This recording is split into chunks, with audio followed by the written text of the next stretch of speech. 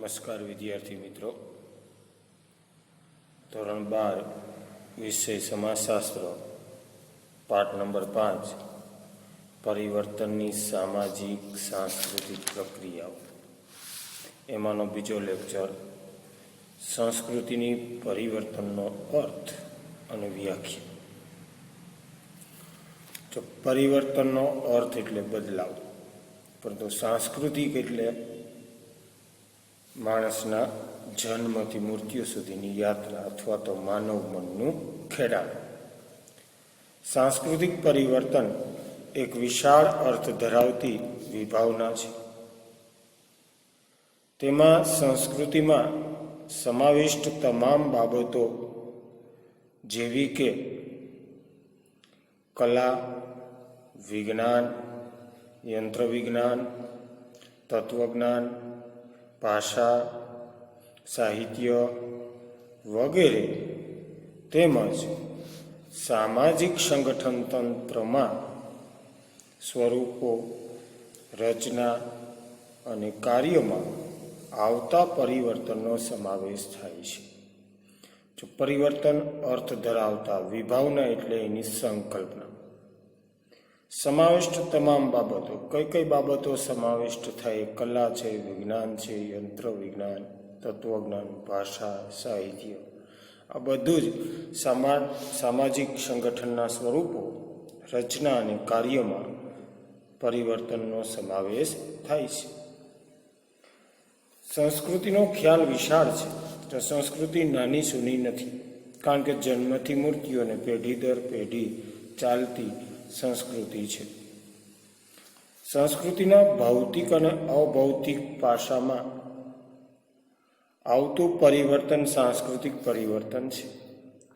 ભૌતિક અને અભૌતિક બંને બાબત, માણસને પોતાનામાં પણ પરિવર્તન અને માણસ પોતાની જરૂરિયાતની સંતોષવાની પણ બાબતમાં ભૌતિક, અભૌતિક, જે ઘર છે એટલે કે જેનું રહેઠાણ, રાચરચીલો, શોખ, આ બધી જ બાબતો છે એ સાંસ્કૃતિક પરિવર્તનમાં આવી શકે છે.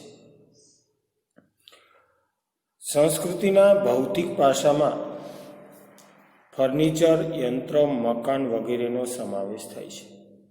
ઉદાહરણ તરીકે કાચા મકાનને બદલે પાકું આધુનિક મકાન સંપર્ક માટે ટેલિફોનને બદલે સેલફોનનો ઉપયોગ કરે છે. જો ભૌતિક, અભૌતિક એટલે માણસની સંસ્કૃતિઓ. ભૌતિક એટલે રાચરચીલું, પોતાની જરૂરિયાતને વૈભવ વિલાસીથી પૂર્ણ કરવી. માનો કે સંસ્કૃતિમાં ભૌતિક બાબતો કઈ આવે તો યંત્ર છે, મકાન છે, ફર્નિચર. ઉદાહરણ પણ આપ્યું છે કે માણસ પહેલા ઘાસના ઝૂંપડામાં રહેતા હતા. આજે આધુનિક મકાન સિમેન્ટ, કોન્ક્રીટનો ઉપયોગ કરી અને આધુનિક ગગનચુંબી ઇમારતોમાં રહે છે. અને સંપર્ક માટે ટેલિફોનને બદલે, કેબલવાળા ટેલિફોનને બદલે આજે સેલફોનનો ઉપયોગ પણ કરે છે. સંસ્કૃતિના ભૌતિક પાસામાં આવેલું પરિવર્તન તે જ રીતે સંસ્કૃતિના અભૌતિક પાસામાં ચિત્રકલા, નૃત્યકલા, જ્ઞાન, ભાષા વગેરેનો સમાવેશ થાય છે. ઉદાહરણ તરીકે આધુનિક ચિત્રકલા અને લખવા બોલવામાં અંગ્રેજીનો ઉપયોગ એ સંસ્કૃતિના અભૌતિક પાસામાં આવતું પરિવર્તન ગણાય. અભૌતિકમાં શું સમાવેશ થાય છે? તો કે માણસ સાથે જે વીંટળાયેલી વસ્તુ છે, એટલે કે એને રોજિંદી સ્પર્શ કરતી હોય અને જીવન કવનમાં સમાયેલી હોય એવું ચિત્રકલા, નૃત્યકલા અને જ્ઞાન, ભાષા વગેરેનો સમાવેશ આમાં થઈ શકે, એટલે કે અભૌતિકમાં થઈ શકે. ઉદાહરણ તરીકે આજનું આધુનિક ચિત્ર, આજની ભાષા એટલે કે અંગ્રેજી ભાષાનો ઉપયોગ માણસ કરતો થયો છે. તો આ અંગ્રેજી ભાષાના ઉપયોગને કારણે આ સંસ્કૃતિમાં અભૌતિક ભાષામાં પરિવર્તન ચોક્કસ કહી શકાય છે. સાંસ્કૃતિક પરિવર્તનમાં નવી અને જૂની સંસ્કૃતિના તત્વોનું મિશ્રણ થાય છે. બંને સંસ્કૃતિનું મિશ્રણ. પશ્ચિમી સંસ્કૃતિકરણની અસર આપણે ભણ્યા છે. તો આ પરિવર્તન માટે બંને સંસ્કૃતિ, નવી અને જૂની, અને બંને પેઢીના સભ્યો, આજની પેઢી અને આવતી પેઢીના જીવન કવનમાં તફાવત જોવા મળશે. એટલે કે પરિવર્તનનો સમાવેશ થશે, જે મોટે ભાગે નામશોધ અને પ્રસારણ દ્વારા થતું હોય છે. જ્યારે એક સંસ્કૃતિના તત્વ બીજી સંસ્કૃતિ કે સામાજિક માળખામાં ઉમેરાતા તે સમાજ માટે નવી સંસ્કૃતિ બની જાય છે. એક સંસ્કૃતિમાંથી બીજી સંસ્કૃતિ, એક બીજી સંસ્કૃતિને ભળવું કે મળવું. ઉદાહરણ રૂપે ભારતીય બંધારણમાં લોકશાહીનો ધ્યેય સ્વીકારતા રાજાશાહીને બદલે દેશમાં લોકશાહી સંસ્કૃતિ પ્રસરી અને મજબૂત બની. સંસ્કૃતિમાં આવેલું પરિવર્તનનું ઉદાહરણ છે. પહેલાં લોકશાહી નહોતી, રાજાશાહી હતી. એટલે કે રાજા કહે તે કાયદો અને કાનૂનથી ચાલતી સરકાર હતી. આજે લોકશાહી છે, લોકો ચૂંટી કાઢી અને વ્યક્તિને બેસાડે. અને આ લોકશાહી આ સંસ્કૃતિના પ્રચાર અને પ્રચાર માટે એક મજબૂત પરિવર્તન બનેલી ગણી શકાય છે. કલા, વિજ્ઞાન,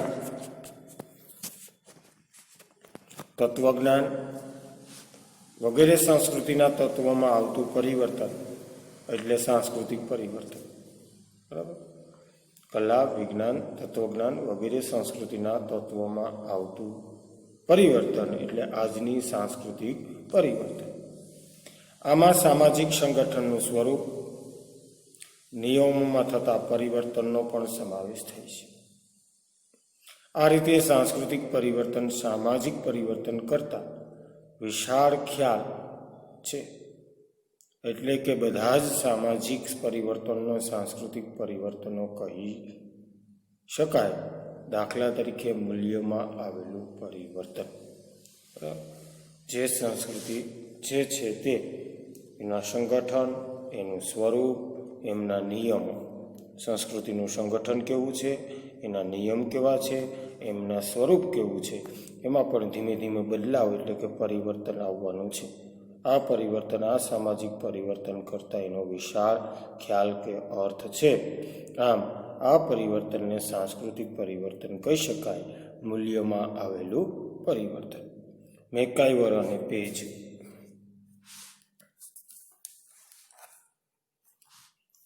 સાંસ્કૃતિક પરિવર્તનમાં ધર્મ, સાહિત્ય, કળા વગેરેમાં થતા પરિવર્તનનો સમાવેશ થાય છે.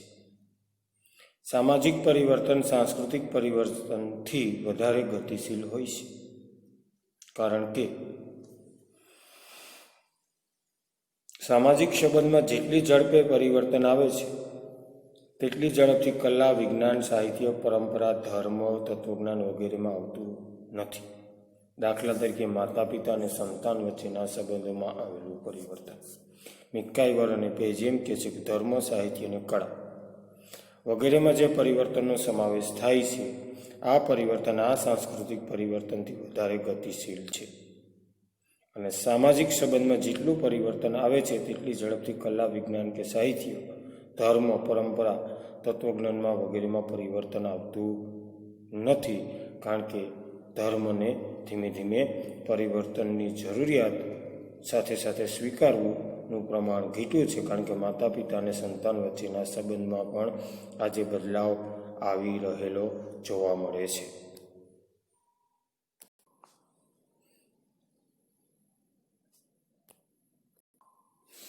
સામાજિક અને સાંસ્કૃતિક પરિવર્તન પરસ્પર અસર પહોંચાડે છે. બંનેની સમાજ પર અસર પડે છે. દાખલા તરીકે જૂથ જીવન અને સંબંધમાં પરિવર્તન આવે તો સંસ્કૃતિના તત્વો, મૂલ્યો, માન્યતાઓ અને વગેરે અસર પહોંચાડે છે. એવી જ રીતે સાંસ્કૃતિક વાતાવરણ બદલાતા સમાજ જીવન બદલાય છે.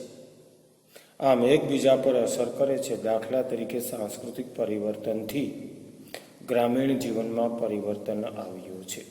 જો સામાજિક અને સાંસ્કૃતિક પરિવર્તનને અસર પહોંચાડવાનું કામ કરે છે, એટલે કે બદલાવ આવે છે. ઉદાહરણ આપ્યું કે જૂથ જીવન અને સંબંધમાં પરિવર્તન આવે તો તત્વો, મૂલ્યો અને માન્યતાઓ પર એની અસર પડે છે. અને સાંસ્કૃતિક વાતાવરણમાં જો બદલાવ આવે તો સમાજ જીવન પણ બદલાય છે. અને આની અસર એક ઉદાહરણ તરીકે ગ્રામ્ય જીવનમાં આવેલા પરિવર્તન ઉપર બતાવવામાં આવેલું છે. કેટલીક વાર સામાજિક તંત્રને કોઈ પણ ફેરફાર પહોંચાડ્યા વિના સાંસ્કૃતિક તંત્રમાં ફેરફાર થતો હોય છે. દાખલા તરીકે ભાષામાં ઉચ્ચારણ કે ધ્વનિ સંબંધિત પરિવર્તન, સંગીત શૈલીમાં થતા પરિવર્તન, સંસ્કૃતિમાં આવતા પરિવર્તનો છે. પરંતુ તેની સમાજ પર કોઈ નોંધપાત્ર અસર થતી નથી. આમ સમાજશાસ્ત્રને એવા સાંસ્કૃતિક પરિવર્તનમાં રસ છે કે જે સામાજિક સંગઠનોમાંથી નિપજતા હોય અને સામાજિક સંગઠનને અસર કરતા હોય. સામાજિક પરિવર્તન અને સાંસ્કૃતિક પરિવર્તન વચ્ચે પાતળી ભેદરેખા હોવાથી તે કયું પરિવર્તન છે તે નક્કી કરવું મુશ્કેલ હોય છે. કેટલીક વાર સામાજિક તંત્રના ફેરફારને અસર પહોંચાડ્યા વિના કેટલાક સંસ્કૃતિમાં ફેરફાર આવે છે. માનો કે આજના યુગમાં ભાષા સુધી, ભાષાનું ઉચ્ચારણ અને ધ્વનિ સંબંધિત પરિવર્તન જોવા મળે છે. અને સમાજમાં ઘણી વખત પરિવર્તનની કોઈ જ અસર પણ જોવા ન મળતી હોય સમાજના અમુક વ્યક્તિ ઉપર. તો આમ આ સંગઠનોમાંથી નિપજતા એટલે કે એમાંથી પ્રગટ થતા આ સંગઠનના અસરરૂપી એક પાતળી એક ભેદરેખા છે. પરંતુ એની અંદર સુપ્ત રીતે ધીમે ધીમે પરિવર્તન આવતું હોય છે.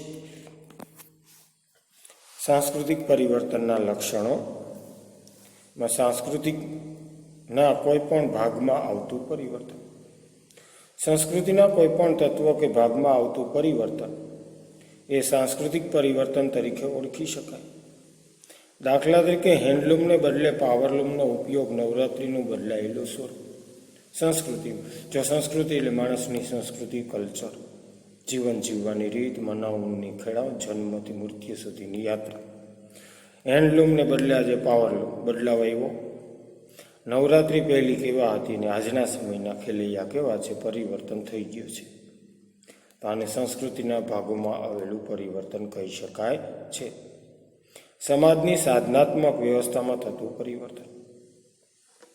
સમાજ પોતાની જરૂરિયાતો સંતોષવા માટે ના સાધનો વિકસાવે છે, જેમાં યંત્રો, વાહનો, મકાનો, પુસ્તકો, વાસણો, ફર્નિચરો વગેરે મુખ્ય સગવડના સાધનોમાં આવતું પરિવર્તન એટલે સાંસ્કૃતિક પરિવર્તન.